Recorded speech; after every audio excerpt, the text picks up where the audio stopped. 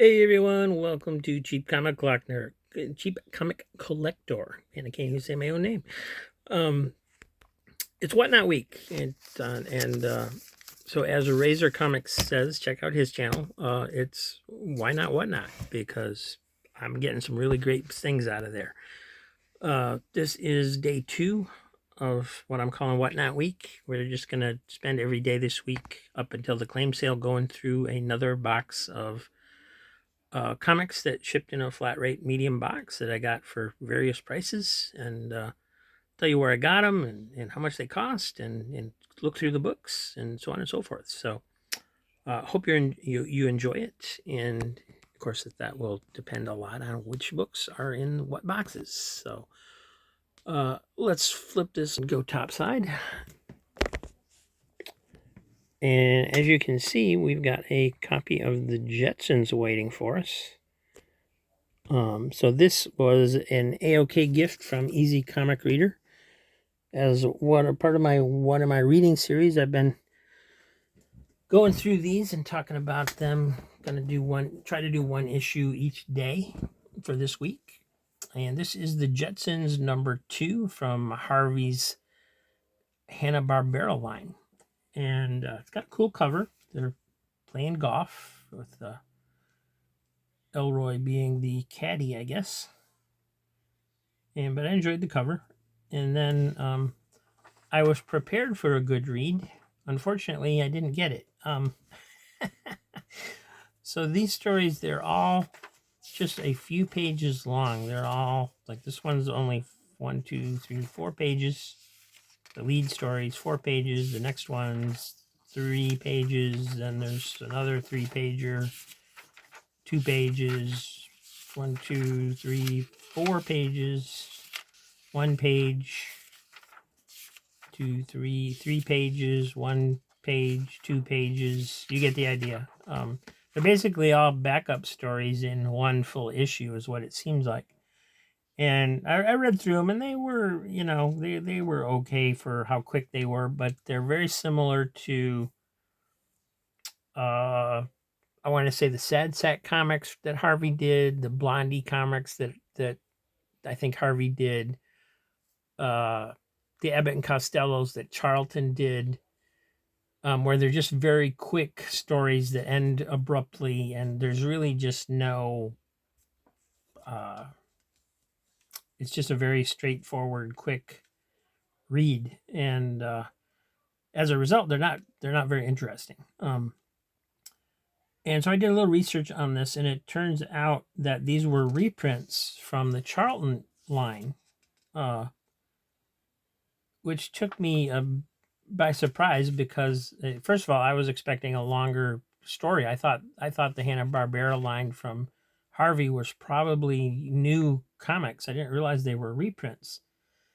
And so after finding that out and thinking about it, I realized that what Harvey was doing at the time was because they picked up like the Hanna-Barbera line of characters, right, to make comics out of, which I thought was odd at the time because the Hanna-Barbera characters had their heyday in this quite a while back, when these were published, and they weren't really that viable of a license anymore.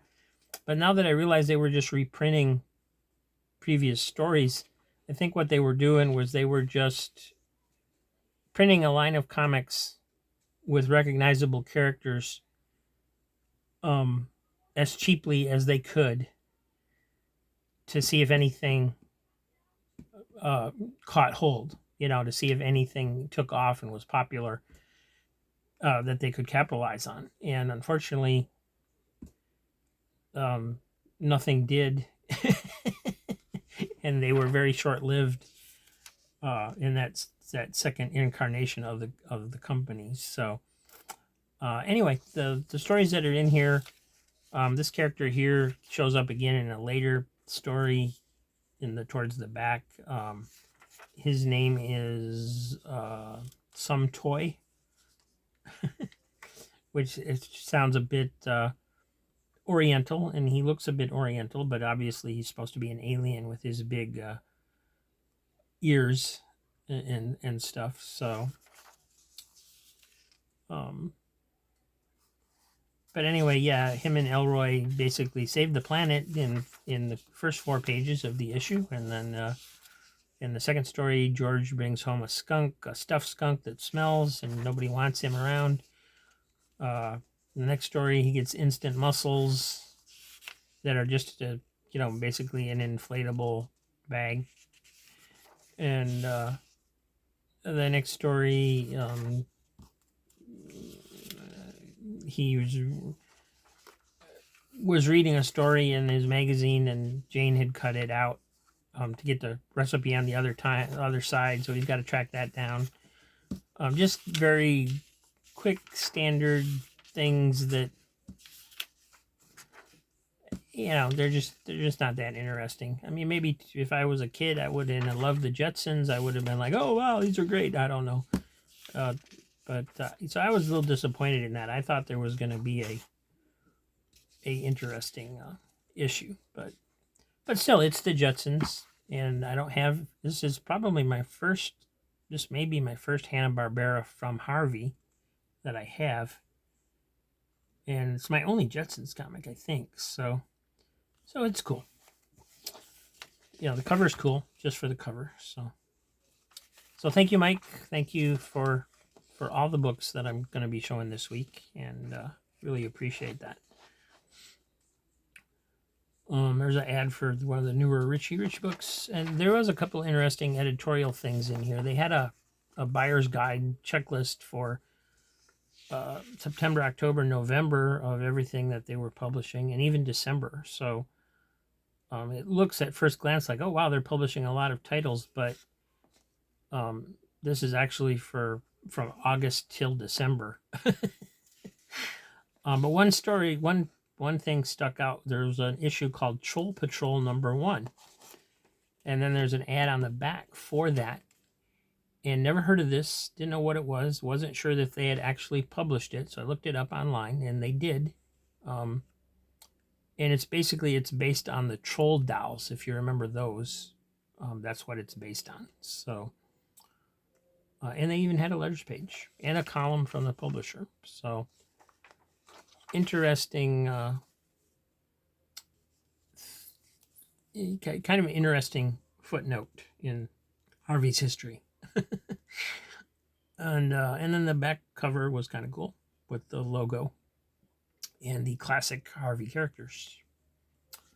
So that was neat.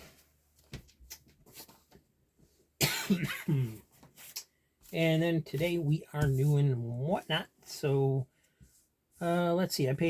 This one's from Gotham's Thrift Comics once again. Almost all of my original buys on Whatnot were these medium rate boxes from Gotham Thrift, and they just recently started doing them again. For a few months now they hadn't done them, and I just saw one the other day pop up, and I watched it, and I didn't bid on anything. There wasn't enough interesting books going into the boxes where I wanted to bid, but mostly newer stuff and nothing that stood out for me. So not enough in each box. Each box had a few issues that would have been cool, but not enough for me to pull the trigger on it. So let me just get I already got a good spot. Cool. All right, so these were 82 comics in the box. The box cost $20.81 once I paid shipping and taxes. And so they came out to only 25 cents a piece. So that's pretty good, no matter what's in here. Doc Samson, #2 of 5.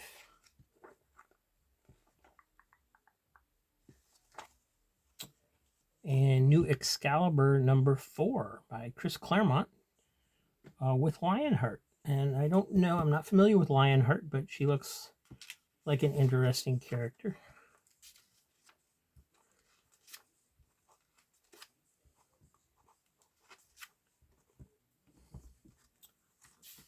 I do like the cover more than I like the art on the inside. Not sure if it's the same artist or not. Yeah, they hadn't started crediting the cover artists yet at that time. So this is, I think it says Ryan on the cover as the signature, and then inside is by Stephen Cummings and Rick Ketchum. So I wanted to see what Lionheart looked like on the inside. There she is.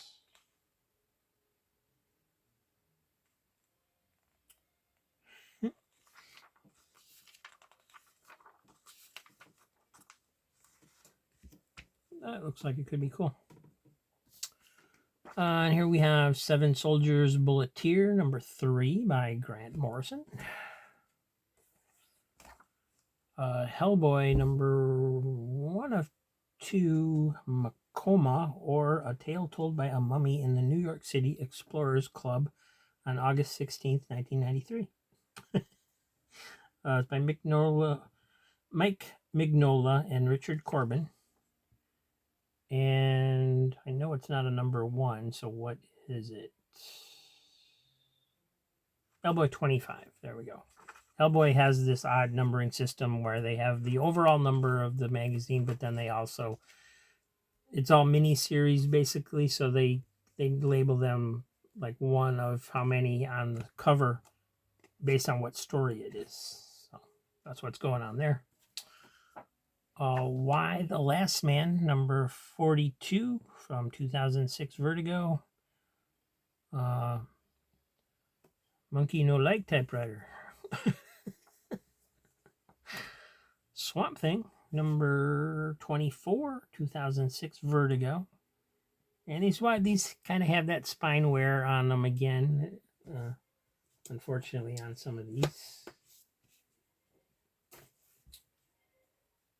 Almost pulled from the other box. Gotta move that one further away so I don't do that.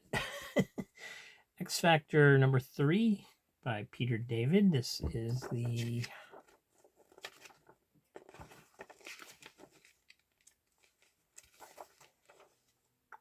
2006. This is from part of the Decimation story. Defenders number 5 of 5.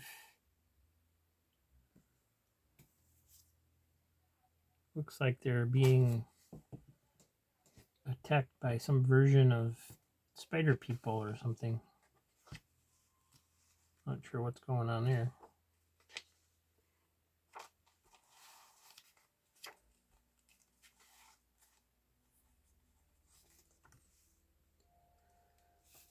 Green Lantern Corps Recharge, number 4 of 5.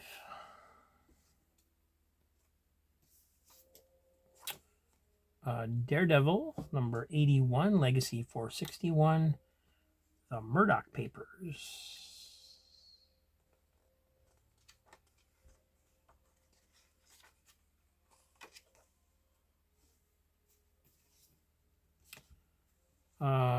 Jenna, number 1 by Narwhale Publishing.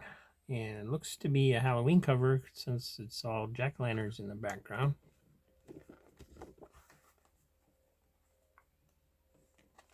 All right, manga style art, but in color. Oh, having a bad hair day. I believe she is having a bad hair day. All right. Interesting. Some Red Sonja. Red Sonja Goes East. This is a one-shot, and first glance looks to be in nice shape, but it does have some wear right up here by this staple, unfortunately.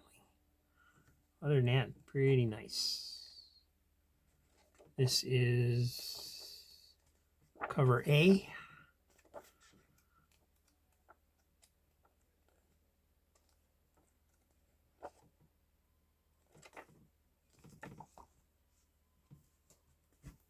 And it was a one-shot. X-Men Deadly Genesis, number 3 of 6. Pretty nice Mark Silvestri cover there with Wolverine. And kind of a cardstock cover. You got, this is from 2006.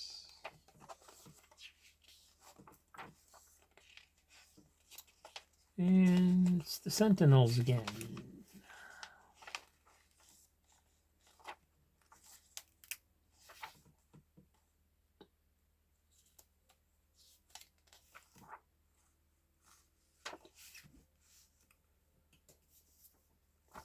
We got Young Allies Comics number 1. This is the one-shot in a series of one-shots that they did for their Marvel's 70th anniversary. They used the Timely Comics logo on there, and this one's got a little cover wear along the edge. Got a dinged up corner down here a little. But these had like an original story in the front, and then in the back they would reprint stuff from, back in the early days of Marvel. This one has Sentinels of Liberty Secret Club News, Young Allies story by Stan Lee. That was back in the 40s, probably. Coupon for joining the Sentinels of Liberty.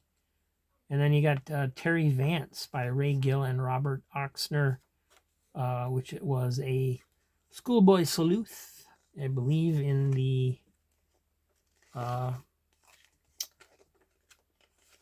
don't believe that was reprinted from Young Allies. Let me look. I think he was in Captain America.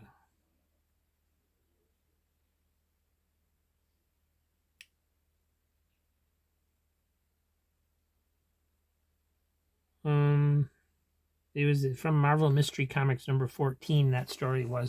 But I think he was back up in Captain America for a little while, too. If I remember right. And then there's another text story by Stan Lee towards the back, along with an old ad and some old puzzle pages or something here. So pretty cool. I like those. Sentinel Squad 1, number 1 of 5. Another part of the Decimation storyline. Oh, Hulk is not looking happy there.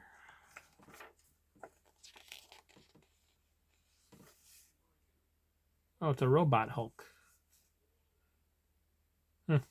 Okay. Then we have Marvel Knights 4, which is, of course, the version of the Fantastic Four for the Marvel Knights line. This is number 26.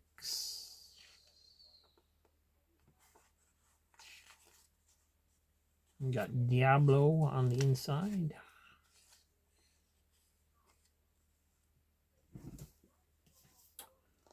From Vertigo, we have The Exterminators, number 2 from 2006. Spider-Woman Origin, number 1 of 5 from 2006. The Losers Endgame. This is The Losers number 31 from Vertigo.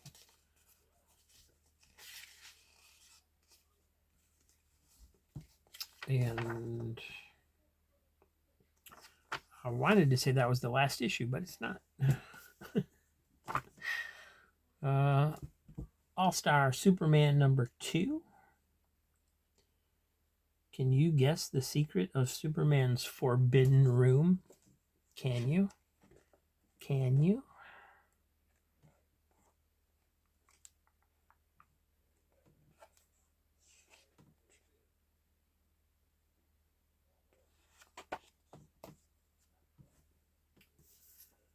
And here we have Ex Machina number 17 from Wildstorm.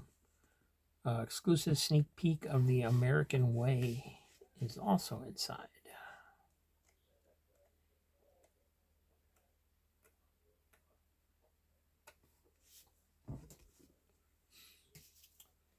The Phantom, number 9 from Moonstone.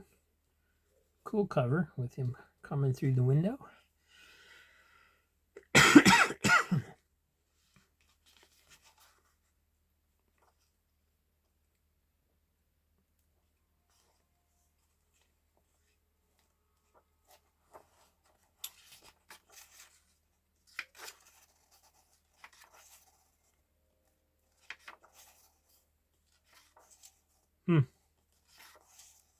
Not sure why they went with such a darker tone throughout the book on the colors here. It looks like pretty much everything is in shadow, even when they're outside. So, different, kind of a different style there. I'm not sure I like that. In fact, I feel like the Phantom should be brightly colored, at least. I mean, I can understand in some of the scenes, but not all of them, not the whole book. Chicanos, number 3 from IDW, black and white.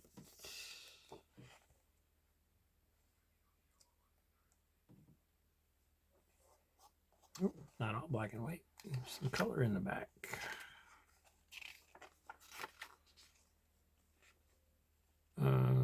Got a preview of Supermarket.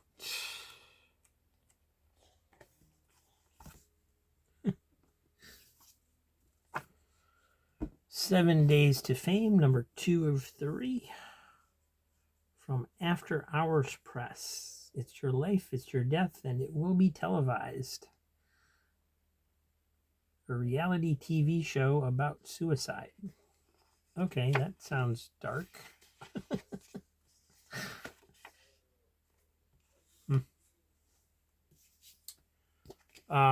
Here's a prestige format book. This is JLA Classified Cold Steel, book 2 of 2. And it looks like it is, they basically all have their own robots. You can see Superman here, down here in the ball, controlling his robot, and then so I assume Batman's in that one, and there's another one with Martian Manhunter over there. There's Wonder Woman, Flash on the back. Not sure who this is supposed to be.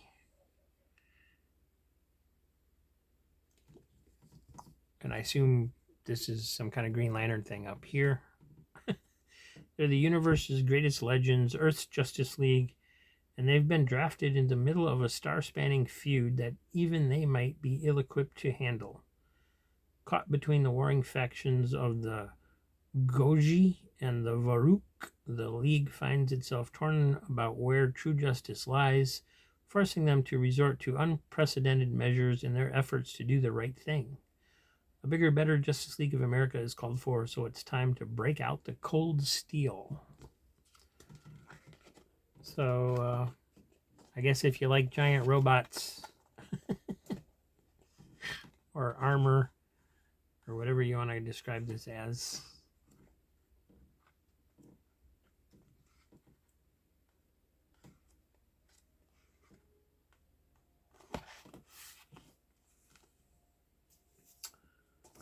Angel, Old Friends, number 2 from IDW.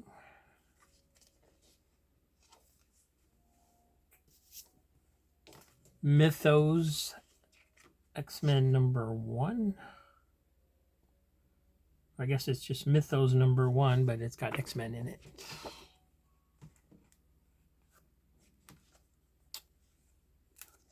So I guess a kind of a painted origin story of the X-Men, it appears to be. Written by Paul Jenkins, art by Paolo Rivera. Based on X-Men number 1 by Stan Lee and Jack Kirby. So it's a painted retelling of their first appearance, I guess.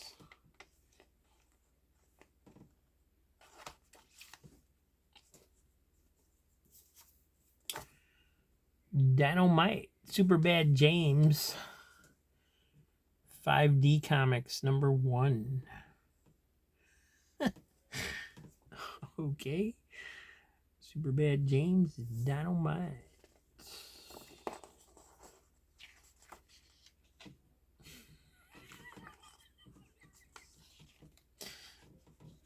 Character created by Marlon Wayans, Sean Wayans, Keenan Ivory Wayans. Written by Marlon Wayans, Sean Wayans, Keenan Ivory Wayans, and Xavier Cook, Mitchell Marchand.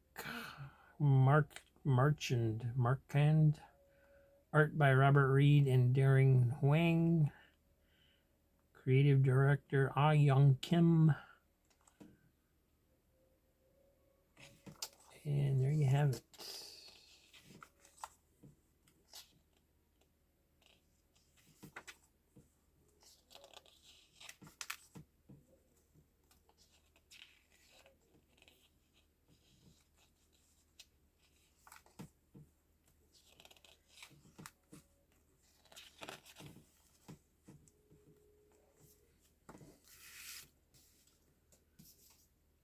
Astonishing X-Men Saga #1. So this would be another one of those one-shots that just like tell the story of the X-Men. Looks like this one has more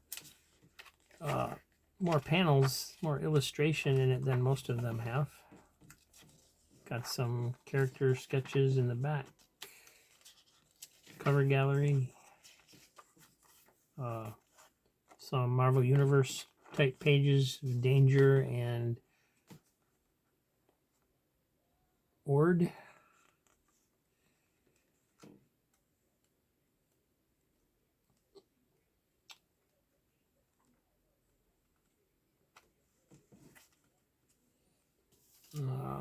Captain Adam Armageddon, #4 of 9.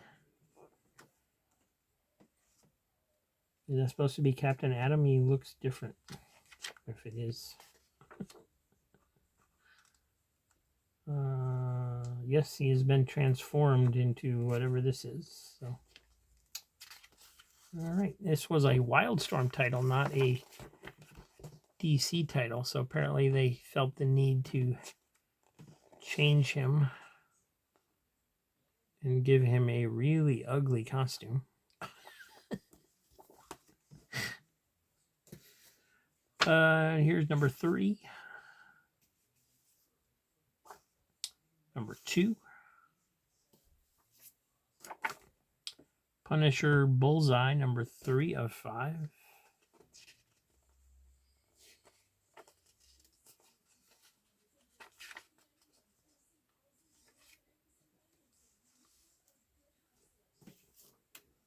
Red Sonja, Sonja Goes East.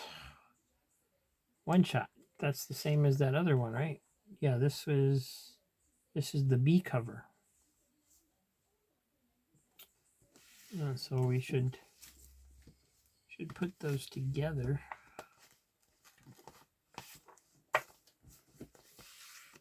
So there's A and B. And then we have one of those smaller comics. You can see the size difference here.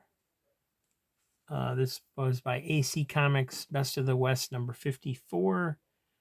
Got Gil Kane cover. And it's just black and white reprints of old stories. This was in a Durango Kid by Fred Gardenier. Got a still from an old movie of the Durango Kid.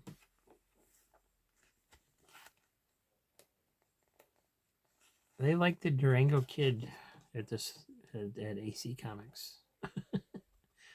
Here's The Haunted Horseman by Dick Ayers from Red Mask #46. And here's a Red Mask story from Mort Meskin from Prize Western. Doesn't say what issue. Black Diamond from Al Luster from Black Diamond Western.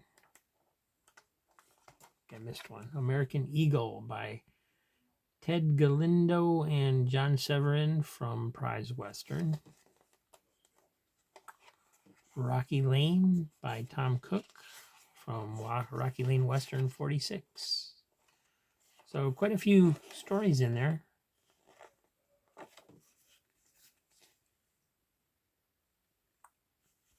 It's just interesting how they went to like a smaller little format like that. It's just a little bit smaller.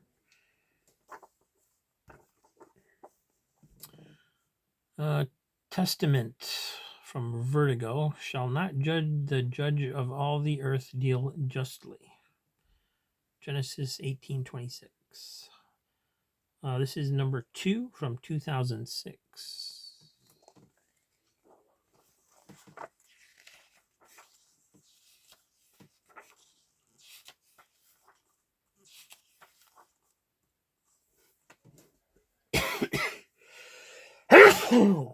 Excuse me.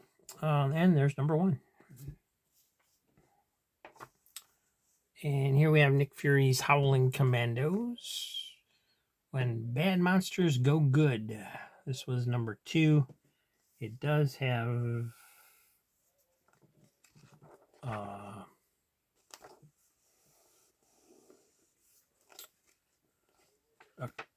it is a damaged book. It has a crease that runs through the entire book right through here of some sort. Jonah Hex, number 3 from 2006. Should have known. Got a little spine wear on this one. Guest starring Batlash.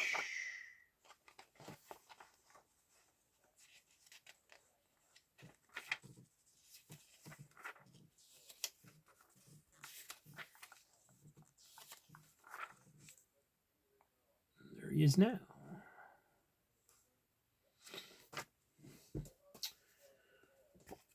The Keep, F. Paul Wilson's The Keep, number 3. Cardstock cover, black and white and bluish art. Hey, what's black, white, and blue all over? The Keep. Not a glossy cover. It's like got that matted printing, I think it's called. Good shape, especially for not having a slick cover.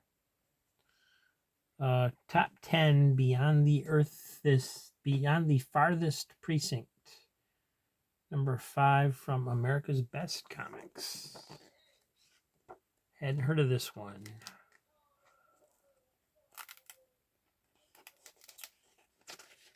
America's Best was the line with Tom Strong in it. It's actually printed and distributed by DC, but basically considered its own line, kind of like the Wildstorm is. Revelations, number 5 of 6 from Dark Horse.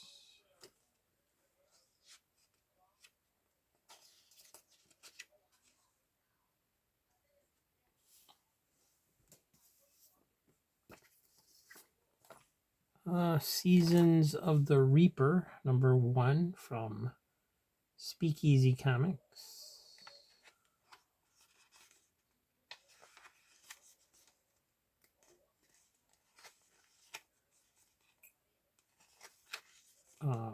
Pretty incredible artwork in here.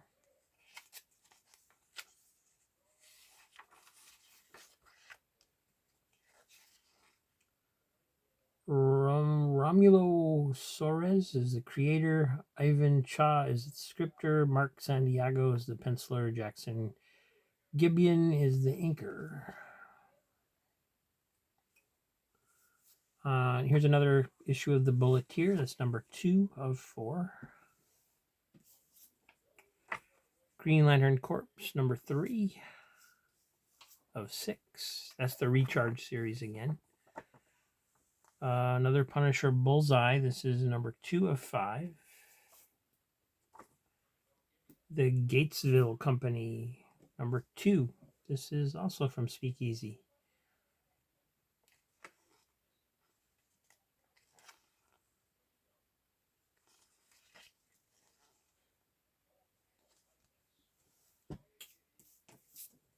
Fallen Angel #2 from IDW.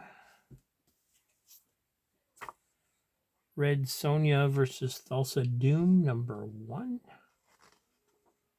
This is cover A.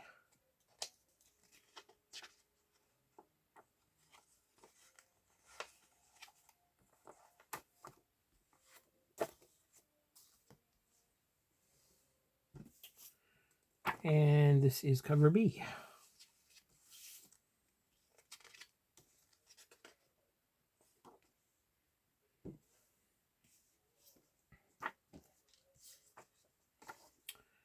Brave and the Bold #24 from 2009. This is with Static and Black Lightning in it. This one is Conan #24 from Dark Horse. The Iron Ghost #5 from Image. Somewhere on the cover, I believe. Why is the art upside down? Wait a minute. Iron Ghost #5. Iron Ghost #5. That's interesting. It's got a flip cover on the back. But it's not a flip book. It doesn't have a different story. So anyway, the Iron Ghost #5 is from 2006. So I guess this is the real front cover. Spider-Woman Origin #2. Hail Hydra.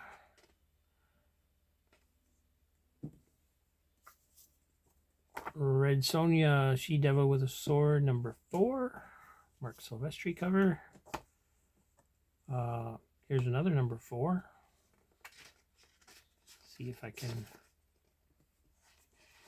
find a cover list in this one.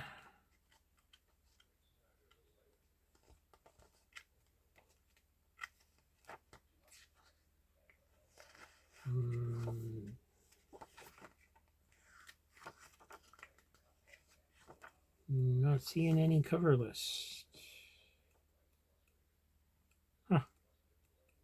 I thought all Dynamites had a cover list. Oh, not this one. All right, so there's the same one, right? Yeah. So number 4, #4, #4, #4. So all the same issue, 4 different covers.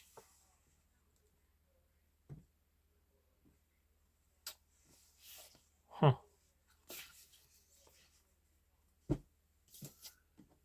X-Men Deadly Genesis #206.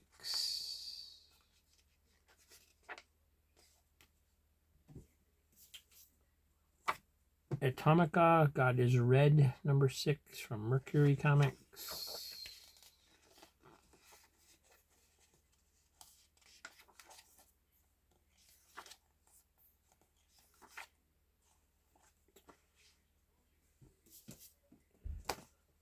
Batman and the Monster Men #4 by Matt Wagner. Nice, pretty clean cover. It does have one little smudge right here, up here by the top staple, sadly.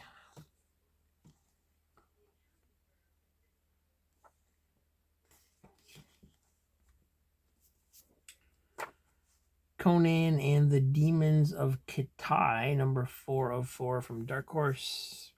Quite a bit of spine wear on this one. Marvel Romance Redux, But I Thought He Loved Me #1.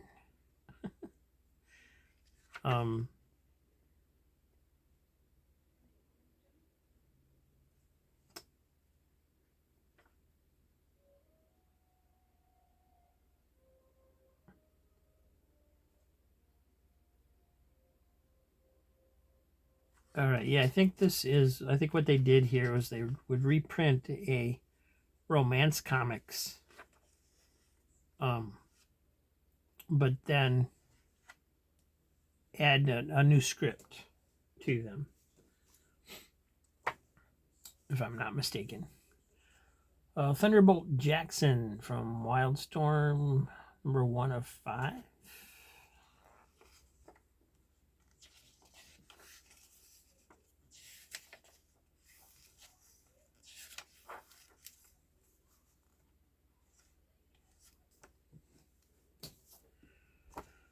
Green Lantern, number 8. Marvel Spotlight on Warren Ellis and Jim Chong. The Sentry, number 5 of 8. Sentinel, number 4 of 5. JLA Classified, number 16. 2 copies of that. An all-new epic begins here. What is the Hypothetical Woman? The Pulse, number 13, starring Jessica Jones. Wolverine, number 37, from the Marvel Knights line.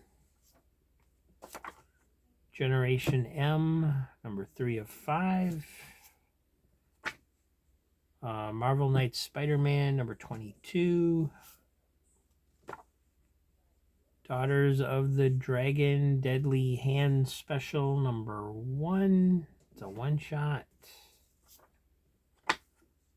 Nick Fury's Howling Commandos, number 3. And number 4.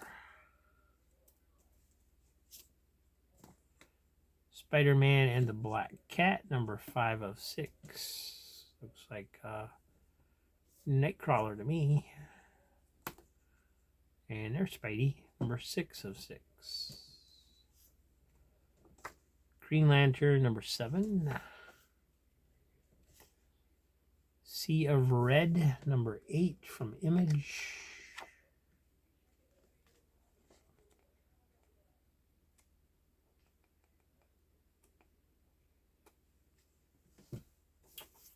And lastly, we have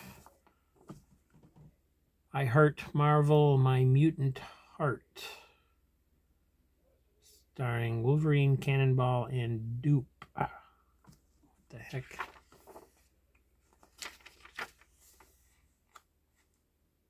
I guess this would have been like maybe a one-shot for Valentine's Day or something like that. It looks pretty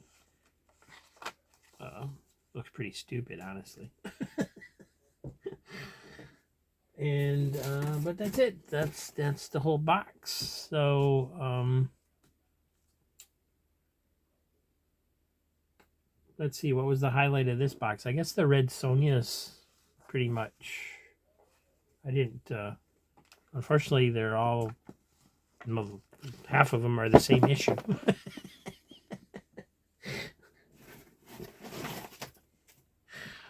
All right. Thanks for joining me today. I hope to see you tomorrow. We'll do it again. Another Whatnot box. Another What Am I Reading? And I'll see you soon.